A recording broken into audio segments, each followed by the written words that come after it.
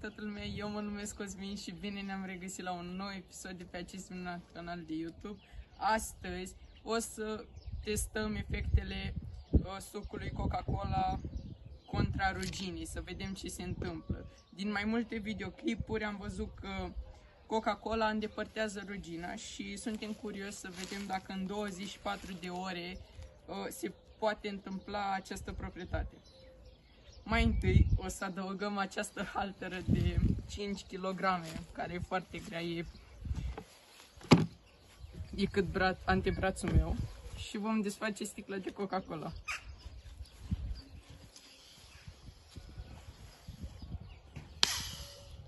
Bun. Aici cred că sunt 2 litri, da, sunt 2 litri de cola.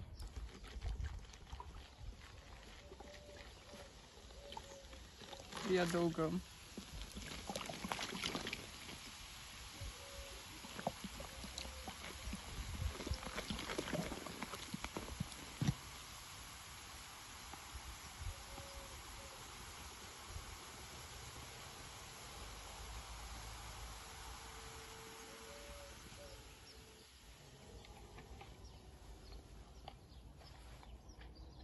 Și o să ne întoarcem în 24 de ore. Acum că au trecut cele 24 de ore, putem observa efectul sucului asupra ruginei. Rugina s-a lăsat puțin și acum vom scoate haltera.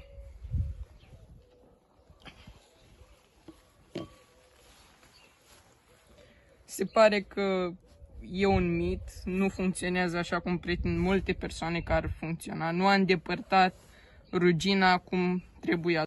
În concluzie, nu se merită a se folosi Coca-Cola pentru îndepărtarea ruginii. Nu funcționează. Am un intro nou. Pentru asta îi mulțumesc foarte mult lui Eddie și nu uitați că aveți serverul meu de Discord în descriere, unde o să-l găsiți sub numele de Xed. Îi puteți cere outro-uri, intro-uri și multe altele legate de YouTube și alte platforme de social media. Sper că v-a plăcut episodul de astăzi. Dacă v-a plăcut, nu uitați să dați like, share și subscribe. Pa, pa!